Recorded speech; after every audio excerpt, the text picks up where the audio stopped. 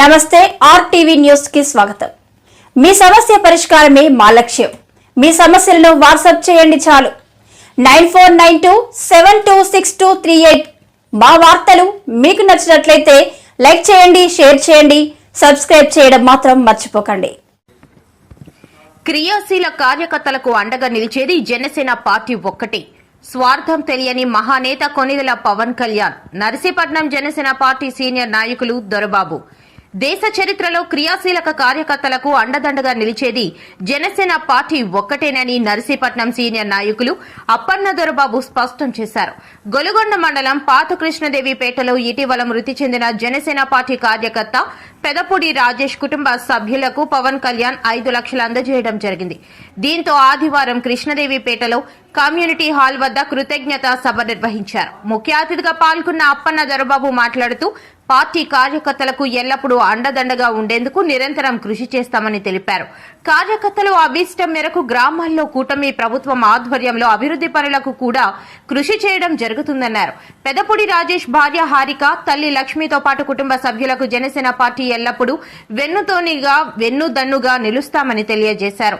పెదపూడి రాజేష్ కు ఇన్సూరెన్స్ డబ్బులు రావడంలో పాత కృష్ణదేవిపేట గ్రామానికి చెందిన జన సైనికులు విశేష కృషి చేశారని కొనియాడారు.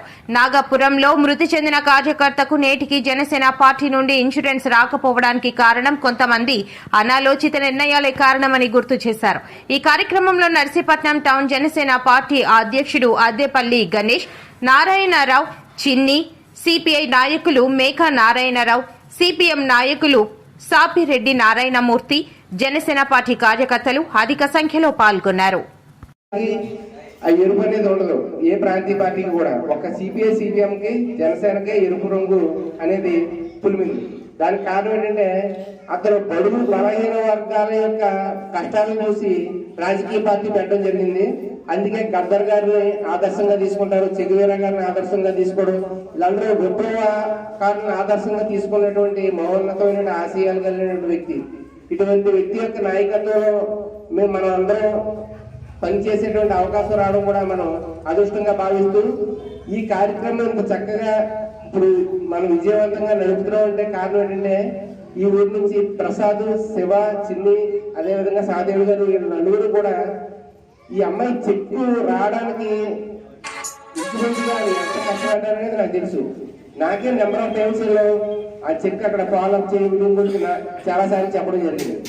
ఇదే ఇన్సిడెంట్ పక్క నాగపురంలో కూడా జరిగింది.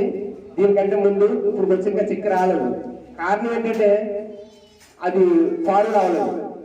దాన్ని ఫాలో చేసినటువంటి సరైనటువంటి అక్కడ నాయకులు దాన్ని సరిగ్గా తీసుకోకపోవడం వల్ల కొందరు వ్యక్తులు అందరూ అంటే ఆ ఊళ్ళో ఉన్నటువంటి అందరూ అని కాదు, ఎవరో ఒకరిద్దరు దాన్ని ఫాలో చేయడానికి తీసుకున్నారు. కానీ దాన్ని పూర్తి చేయకపోవడం వల్ల ఈ సమస్య వచ్చింది.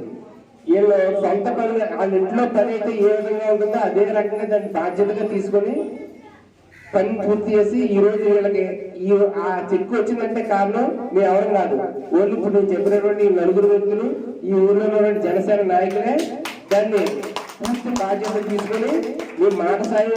కారణం ఏంటంటే ఒక జన సైనికుడు చనిపోయినప్పుడు పార్టీ ఏ రకంగా అండగా ఉంటుంది అనేది ఈ సభాముఖంగా ఈ ఊరి ప్రజలకి, అదేవిధంగా నియోజకవర్గ ప్రజలకి అందరికీ కూడా ఇంకా ఎక్కువ మందికి జనసేన యొక్క సిద్ధాంతాలు, జనసేన యొక్క ఆశయాలు, జనసేన నాయకుల యొక్క ఆలోచనలు తెలియజేసేటువంటి ఒక వేదికగా తీసుకొని మనం నలుగురికి తెలియజేయాలనే ఉద్దేశంతో ఈ కార్యక్రమం పెట్టడం జరిగింది.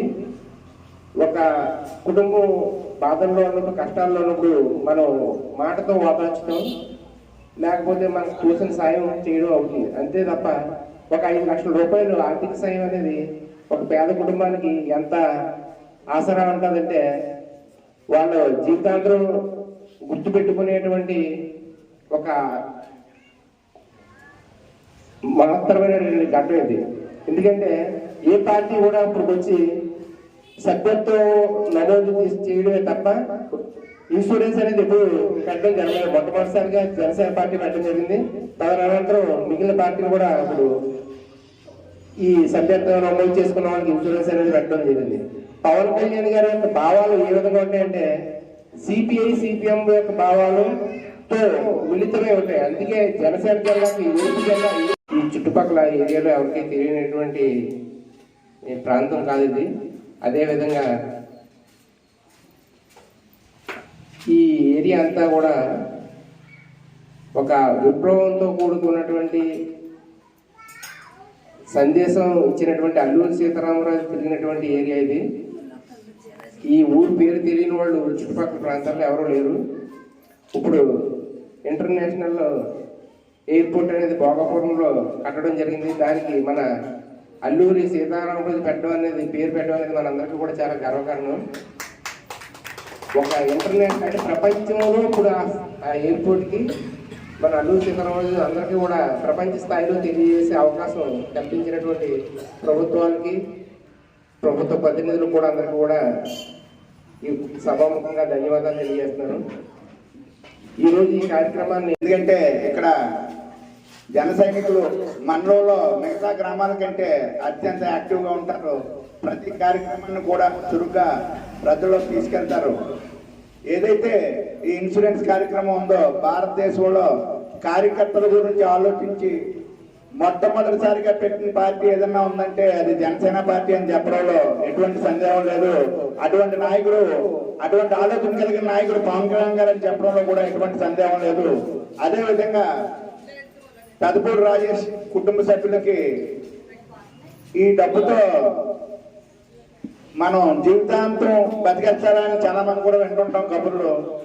జీవితాంతం బతికేయడానికి కాకపోయినా వాళ్ళకి ఎంతో కొంత భరోసా ఇవ్వడంలో జన సైనికులు పవన్ కళ్యాణ్ గారు ఉన్నారని అండ ఈ కార్యక్రమం ద్వారా చేయడం జరుగుతుంది. అదేవిధంగా చెప్పారు, వారి రాజేష్ గారి భార్య గారు చదువుకున్నారు, వారికి కూడా ఏమైనా జీవనోపాధి కల్పించండి అని.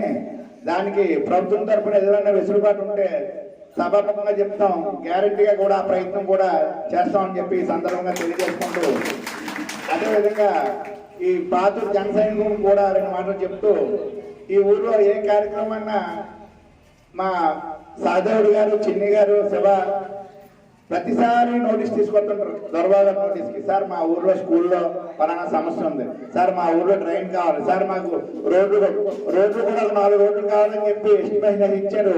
అది కూడా సాధ్యం త్వరగా అయ్యే విధంగా ఎన్ఆర్జీఎస్ లో పెట్టి స్థానిక స్పీకర్ గారు తెలియజేసి ఆ కార్యక్రమం కూడా అయ్యే విధంగా తెలియజేస్తాం. ఇది ఇటువంటి